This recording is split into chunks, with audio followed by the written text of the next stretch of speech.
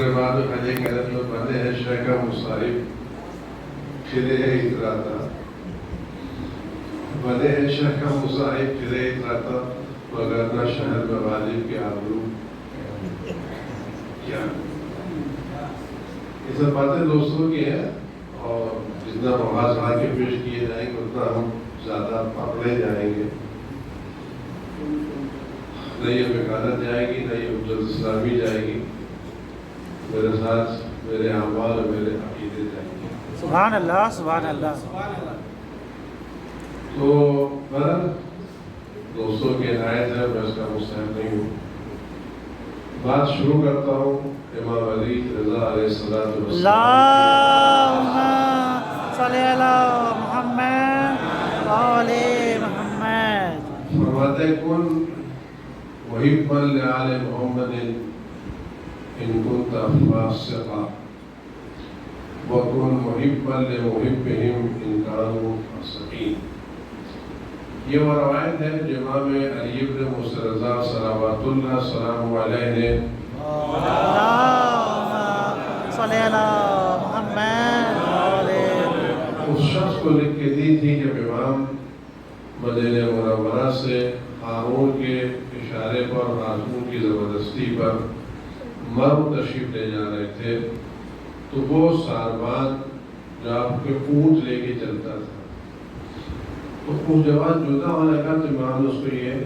تحریر لکھ کر کے دی کہ آل محمد کو چاہو محبت کرو گرچہ تم خود گناہگار کیوں نہ ہو اور آل محمد کے دوستوں سے محبت کرو گرچہ وہ گناہگار کیوں نہ ہو یہ محبت اہل بیت علیہ السلام وہ ہے جو انسان کو بہت سی گناہوں سے دور کر دیتی ہے محبت گناہوں کا سرٹیفکیٹ نہیں ہے محبت گناہوں کا علاج ہے یہ گناہوں کی دعوت نہیں دیتی یہ گناہوں کو دور کرتی ہے چھوٹی مثال ہے آپ کے سامنے تو اگر آپ اپنے گھر میں ایک آدمی آپ کے گھر میں جو اجڑا پھوڑا ہوا ہے اور میز یہاں رکھی ہوئی ہے صوفہ وہاں رکھا ہوا ہے کچھ گندگی یہاں پڑی ہے کچھ گندگی وہاں پڑی ہے یہ ایسے رکھا ہوا ہے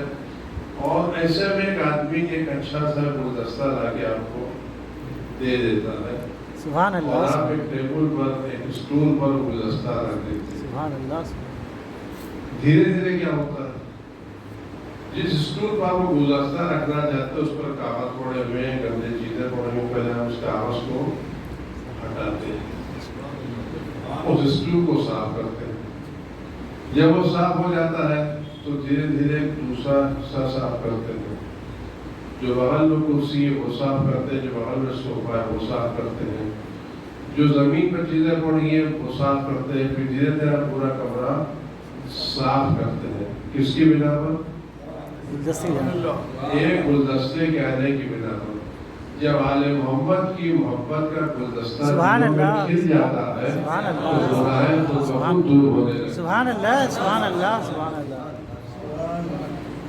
کیونکہ محبت اہل بیت کے ساتھ گناہیں میل نہیں کھاتی یا کاکٹیل نہیں ہے کہ سب ملا کر کے رکھ لو امام رضا علیہ السلام کی زندگی میں جو چیزیں ملتی ہیں اور جو آج کل کے زمانے میں ہمارے لیے بہت زیادہ ضروری ہے کہ مومن کو سادہ نہیں ہونا چاہیے مومن کو ہوشیار ہونا چاہیے بے شک مومن کو دو سطروں کے درمیان بٹوین دا لائن جو مطلب ہے وہ سمجھنا چاہیے اگر کوئی آدمی آپ کا بہت زیادہ سمان دے رہا ہے تو صبر کرنا چاہیے اس سمان کے پیچھے مقصد کیا ہے امام رضا علیہ السلام کی زندگی میں ہمیں یہ چیزیں ملتی کہ امام فرمات یہ ذہن میں رکھیں کہ دنیا کتنی ہی کوشش کر لے اپنے اوپر کتنا ہی لباس کتنا ہی چیزیں ڈال لے قسمیں کھا لے چیزیں کھا لے لیکن اپنی نیت کو امام سے نہیں چھپا سکتے سبحان اللہ سبحان اللہ سبحان اللہ ہم جہاں کہیں گے مولا ہم آپ کو چاہتے ہیں اور آپ پر جان دے دیں گے اور آپ پر لٹا دیں گے اور یہ کر دیں گے، یہ سب سے مولوی تو ہوش میں آ سکتا ہے، لیکن امام دھوکے میں نہیں آ سکتے۔ سبحان اللہ، سبحان اللہ۔ اب ہم کو مولانا ہم آپ کے چاہنے والے ہیں اور آپ کی جان دینے والے ہیں اور آپ کے مخلص ہیں اور آپ کے مرید ہیں، یہ سب ہم لوگوں کو تو آپ قاعدے سے بنا سکتے ہیں، لیکن امام کو کوئی بنا نہیں سکتا۔ امام کے زمانے میں جو حالات تھے، مامون بنی امیہ بنی عباس کا ہوشیار بادشاہ ہے، اس نے ایک ساتھ کئی کام کرنا چاہا۔ ایک طرف مملکت کے حالات خراب تھے، دوسری اور امام علیہ السلام کے کئی بھائی مامون اور بنی عباس کی حکومت کے خلاف حلب میں بغاوت بلند کیے ہوئے تھے، اصلاح چاہ رہے تھے، جس میں محمد ابراہیم دیباج تھے اور ابو سرایہ تھے اور بھی بہت سے لوگ تھے جو مختلف میدانوں میں، جو اس زمانے میں ظلم ہو رہا تھا، ستم ہو رہا تھا، لوگوں کو ستایا جا رہا تھا، تو ان لوگوں کی فریاد کی خاطر یہ لوگ آوازیں بلند کر رہے تھے، احتجاج کر رہے تھے اور ان لوگوں کو کامیابیاں مل رہی تھیں، حکومت کمزور ہو رہی تھی۔ دوسری طرف بنی عباس بھی پریشان تھے، وہ سکون کے ساتھ نہیں تھے، بقیہ لوگ بھی تھے وہ بھی پریشان تھے، تو حکومت میں بہت زیادہ اتھل پتھل مچی ہوئی تھی اور مامون کو حکومت سنبھالنے میں مشکل ہو رہی تھی۔ اس نے ایک ترکیب سوچی کہ امام رضا کے سامنے حکومت کو پیش کریں اور کہ حضور آپ کی موجودگی میں اس حکومت کا راج نہیں، پلیز آپ قبول کر دیں۔ آپ کے اجداد کی ہے، ہمارے ابا اجداد نے غلط کیا، اشتباہ کیا، ہم چاہتے ہیں یہ حکومت آپ کو مل جائے، اگر آج کوئی یہ پیشکش کرے ہم قبول کریں گے نہیں کریں گے،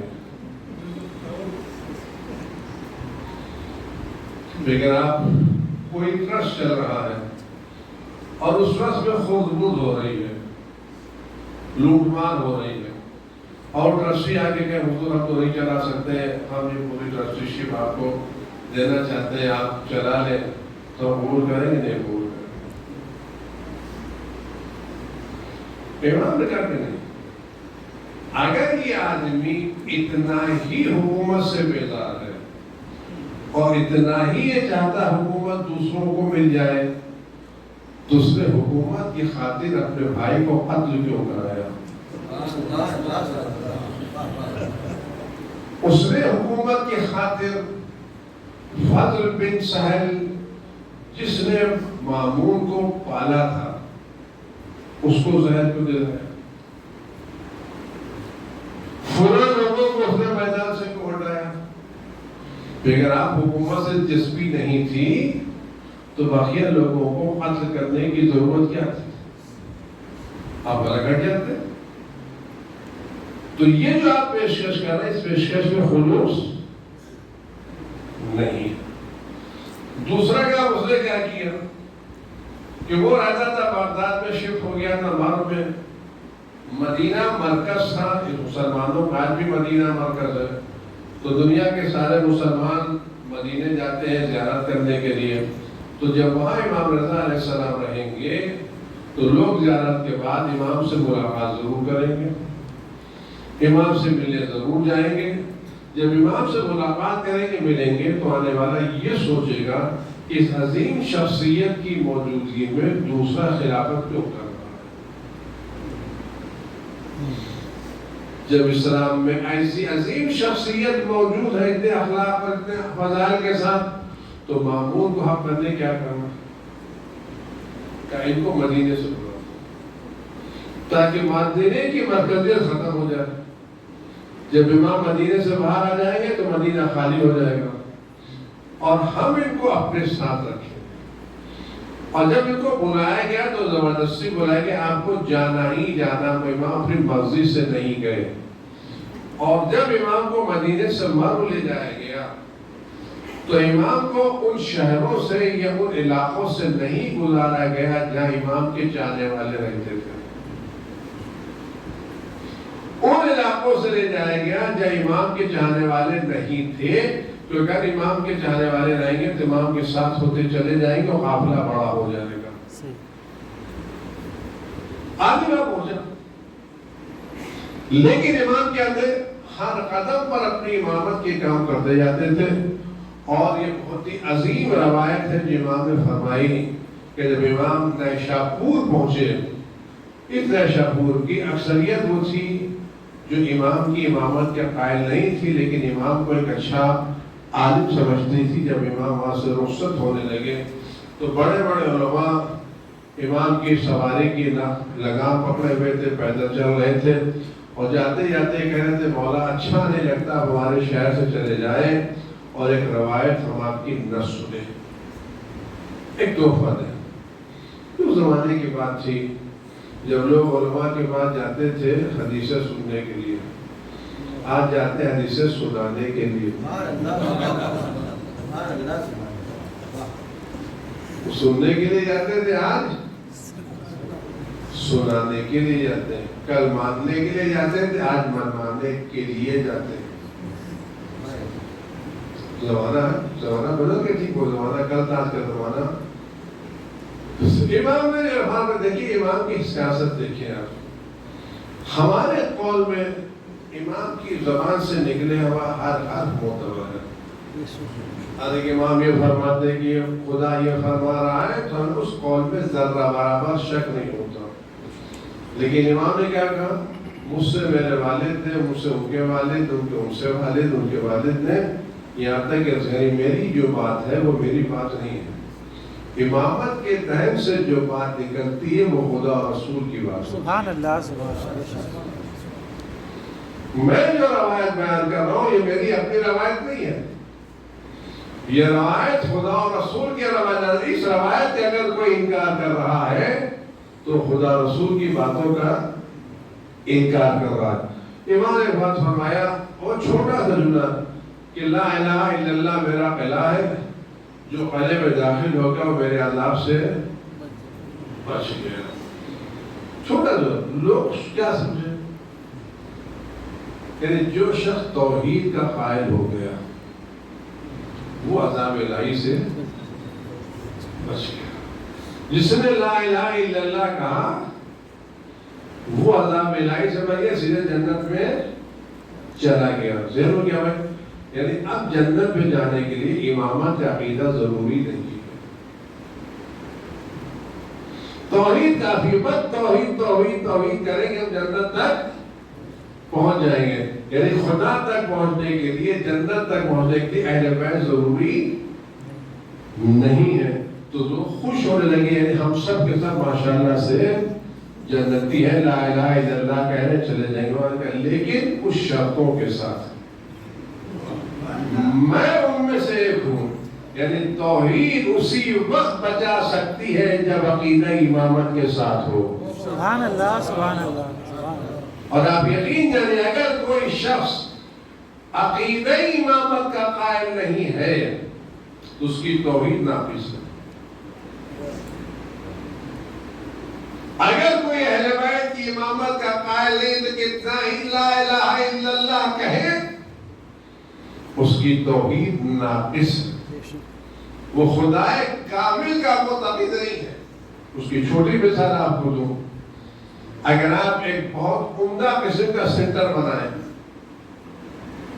بہت شاندار عمارت بنائیں، اور یہ عمارت روز اول سے دشمنوں کے حملے کی عزت پر ہو، آپ نے 2 اینٹیں اٹھائی، لوگ آ کے گرا کے چلے گئے، ایک دیوار اٹھائی، لوگوں نے منہدم کر دی، ان تمام چیزوں کے باوجود آپ نے دشمنوں کی موجودگی کے باوجود دیوار اٹھائی اور عمارت بنا دی۔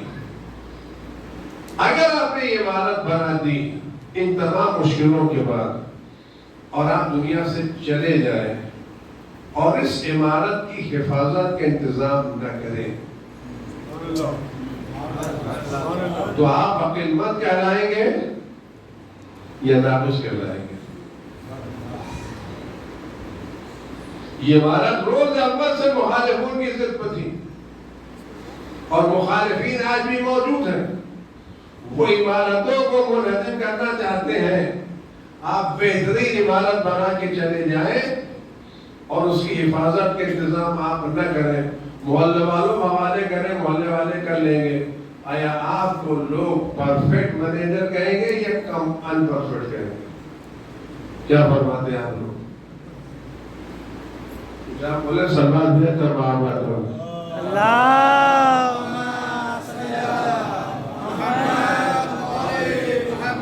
پرفیکٹ اور ہوگا کہ جو عمارت کے مکمل ہونے کے ساتھ ساتھ ہمیشہ اس کی حفاظت کا انتظام کرے. وہ لوگ جو توحید کے ساتھ امامت کے قائل نہیں ہیں وہ عمارت کے تو قائل ہے, محافظ کے قائل نہیں ہے. سبحان اللہ. وہ خدا کیا خدائے کامل کہلائے گا جو اپنی عمارت بنانے کے لیے 1,24,000 انبیاء کو بھیجے اور محافظت کے لیے امامت کا انتظام نہ کرے. جو انبیاء کو بھیج رہا ہے عمارت بناؤ لیکن محافظ کا انتظام نہ کرے, تو وہ تمام لوگ جو امامت کے قائل نہیں ہیں ان کی توحید ناقص. اور جب توحید ناقص ہے, جب پہلی ہی ٹیڑھی ہے تو پوری عمارت ٹیڑھی ہی چلی جائے گی. تو جو ٹیڑھے خدا کے قائل ہے وہ ٹیڑھے خلفاء کے بھی تو قائل ہے. کوئی جیسا خدا ویسا اس کا نمائندہ. ہم خدائے حقیقی واقعی کے قائل ہیں, ہم اس امام کے قائل ہیں جو ہر طرح سے عیب و نقص سے پاک ہے. بے شک سبحان اللہ. آپ اور اگر نافذ کرات امام کے گئے وہاں سے تو امام کو معلوم تھا امام صاحب نے پیش کر دی کی شرائط یہ ہے اور آپ ہماری خلافت قبول کریں, ہم کر رہے نہیں, میں نہیں کروں گا. جب نہیں کریں گے تو قتل. جب بہت زیادہ اسراف و ایمان بڑھا کے کام ہونے والا تھا, ان کا ٹھیک ہے میں قبول کروں گی ایک شرط کے ساتھ, نہ کسی کو اپائنٹ کروں گا اور نہ کسی کو گراؤں گا اور نہ میں حکومت مملکت میں کام میں کوئی دخالت کروں گا. جملہ کیا ہے؟ نہ میں رکھوں گا نہ نکالوں گا اور کسی کام میں میں انٹرفیئر نہیں کروں گا. یہ جملہ بتا رہا تھا کہ امام نے اپنی سیاست سے مامون کے سارے نقشے پر پانی پھیر دیا. سبحان اللہ سبحان اللہ سبحان اللہ. یعنی آج کے دور میں بھی ہمیں ذرا ہوشیار رہنا چاہیے. 2-4 آدمیوں کے کہنے سے ہمیں کام نہیں کرنا چاہیے. 4 آدمی ہم کو بلا رہے ہیں, ہم نے معلوم کس کی ٹوپی پہن کے گھومنے لگے. 4 آدمی کچھ کر رہے ہیں. میں جملہ کر کے بات دعوت کو غور کریں, اس دور میں اپنے ایمان کو سنبھال کے رکھیے گا. سیاست الگ کام ہے, امام الگ کام ہے. امام موسیٰ بن جعفر صلوات اللہ سلام علیہ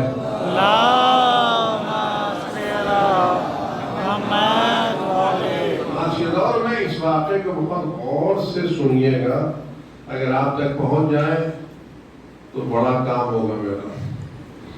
صفوان جمال امام کاظم کے زمانے میں بہت بڑے تاجر ٹرانسپورٹ کا کام ہوتا. آج جیسے ٹرک چلتی ہے ویسے اس زمانے میں اونٹ چلتے تھے. جیسے آج کسی کے پاس 100 ٹرک ہے, اس زمانے میں کسی کے پاس 100 اونٹ ہوتے تھے, 500 اونٹ ہوتے تھے. کہ اس زمانے میں کاروبار سامان جو جاتا تھا اونٹوں میں جاتا, ٹرک ہوتا نہیں. تو اس زمانے میں جو ٹرانسپورٹ کا کام ہوتا تھا اونٹوں کے ذریعے ہوتا تھا. صفوان جمال کے پاس اونٹوں کی بڑی تعداد تھی. جیسے کسی کے پاس 500 ٹرک ہے تو بہت بڑا آدمی ہے, تو اس زمانے صفوان جمال کے بعد ہزاروں کے اونٹ تھے, یعنی بہت بڑے ٹرانسپورٹر تھے. امام سے ملنے کے لیے آئے. امام نے صفوان کو دیکھا, صفوان تمہاری ساری باتیں ٹھیک ہیں ایک بات تمہاری ٹھیک نہیں. آپ غور کریں گے ہم لوگ ہوتے تو کیا ارے مولا ایک تو چلتا نا اتنا تو ٹھیک ہے. اب آج کے زمانے میں اتنا تو چلے گا نا ٹھیک ہے اور آپ اس لیے ہیں اتنا ہم نے کر دیا کیسے ساری باتیں تمہاری ٹھیک خالی ایک بات تمہاری دوسری تو مولا کہتے ہیں مولا جانے دیے دنیا میں رہنا ہے کام کرنا ہے کام اتنا کریں گے باقی آپ کی شفاعت کس دن کروائیں گے لیکن اس نے کہا نہیں وہ کون سی بات ہے جو آپ کو پسند نہیں ہے. سبحان اللہ. آپ ہو گئے امام کا شیعہ کیسا ہونا چاہیے. وہ 99 بات کا مسئلہ نہیں ہے وہ ایک بات جو آپ کو ناپسند ہے وہ کیا ہے مجھے کچھ جاننا چاہتا ہوں. کیا صفا تم نے معمور کو اونٹ کے رائے پر دی ہارون کو اونٹ کے رائے پر دی ہے کیا معلوم کے رائے پر دی ہے لیکن شکار کے لیے نہیں دی ہے سبحان اللہ. تجارت کے لیے نہیں دی ہے سبحان اللہ. حج پہ جا رہا ہے یہ کام بہت ہے. سبحان اللہ. ہم کسی کی مدد کر رہے ہیں مسجد بنوا رہا ہے دینی کام کرا رہا ہے بیواؤں میں راشن بانٹ رہا ہے بندہ کیا کام ہے.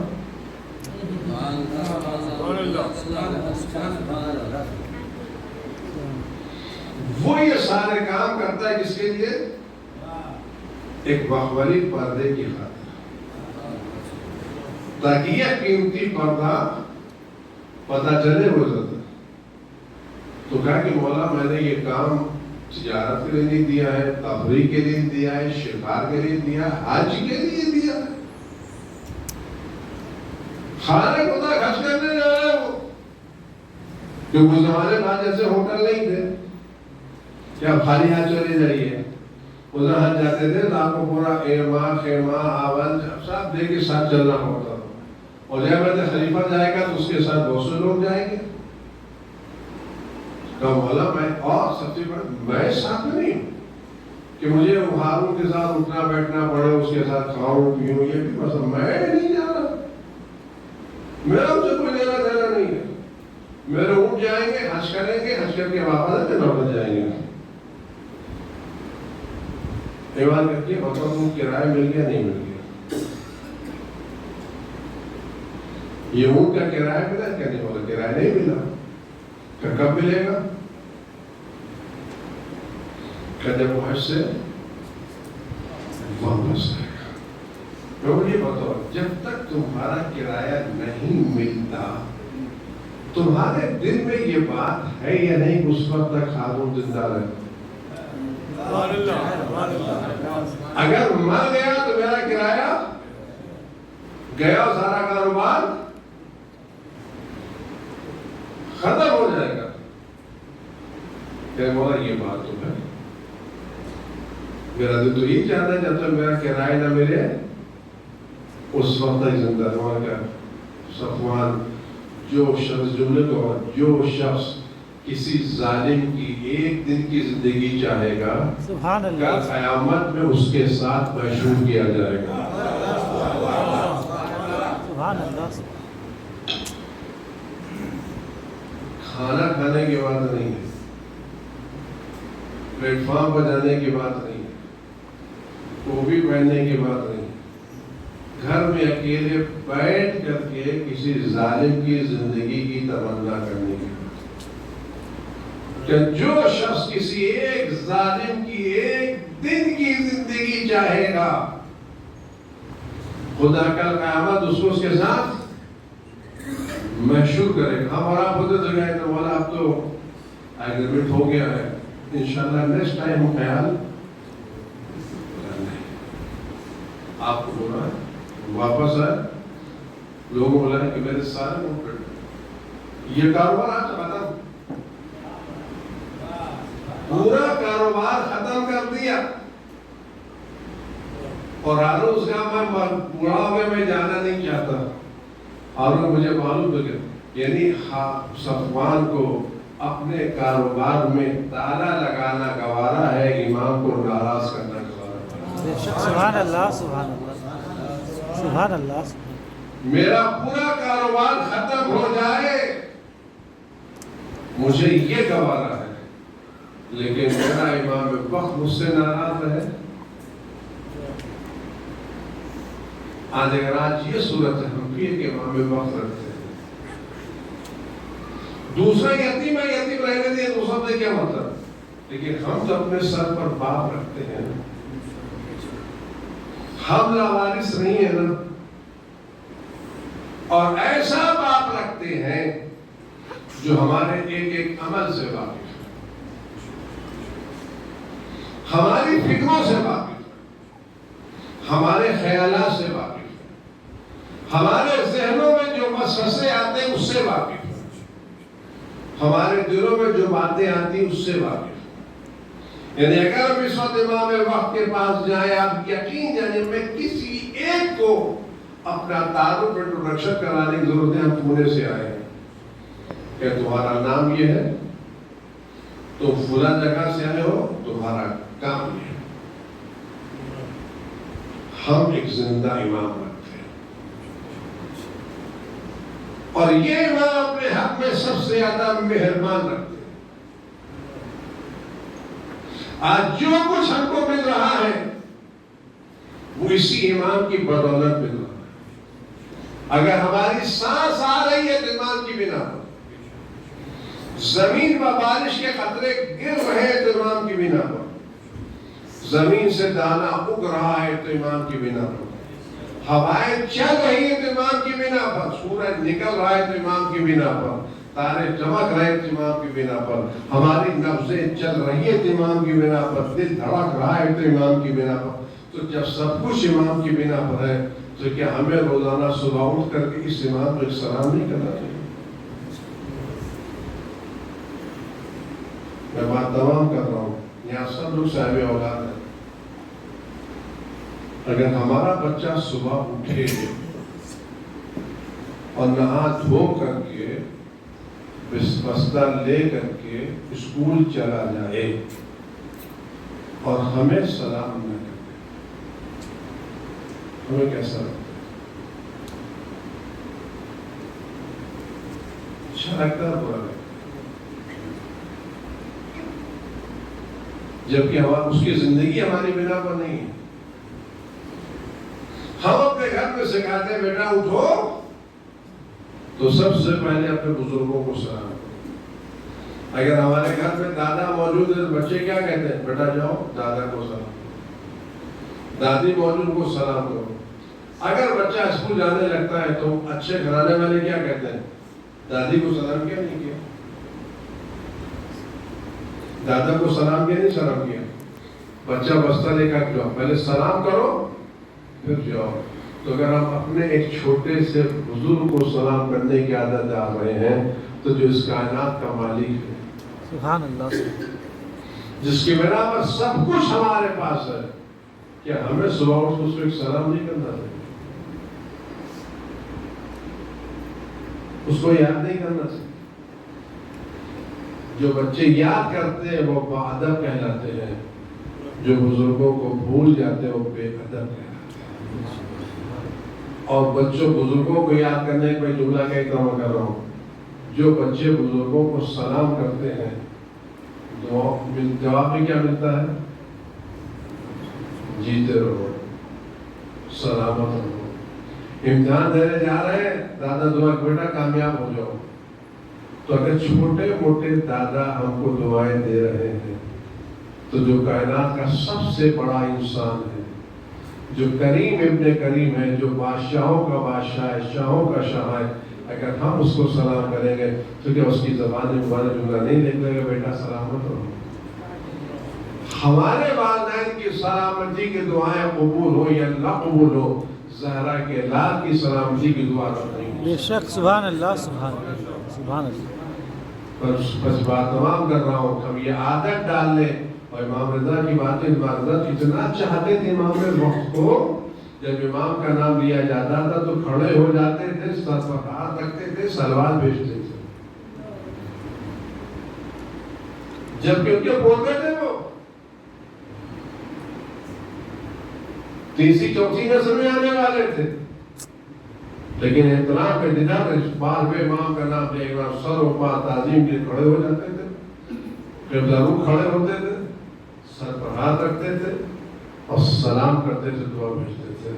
تو آج ان کے روز ولادت کے موقع کے اوپر ہم یہ عہد کریں کہ ہم بھی امام رضا کی سنت پر چلتے ہوئے روزانہ کھڑے ہو کر کے اپنے امام وقت کو سلام کریں گے۔ السلام علیکم یا صاحب الزمان، ایک مختصر سا سلام، لیکن ہمارا سلام امام کی دعاؤں کا سبب بنے گا اور یہ ہماری کامیابی کی دلیل بنے گا۔ خدا ہم سب کو سلامت رکھے اور امام کو سلام کرنے کی توفیق عنایت فرمائے، اور جن لوگوں نے یہاں بلا کر کے اپنا وقت ضائع کرا ان سب کے خدا توفیقات میں اضافہ فرمائے۔ والسلام علیکم ورحمۃ اللہ وبرکاتہ۔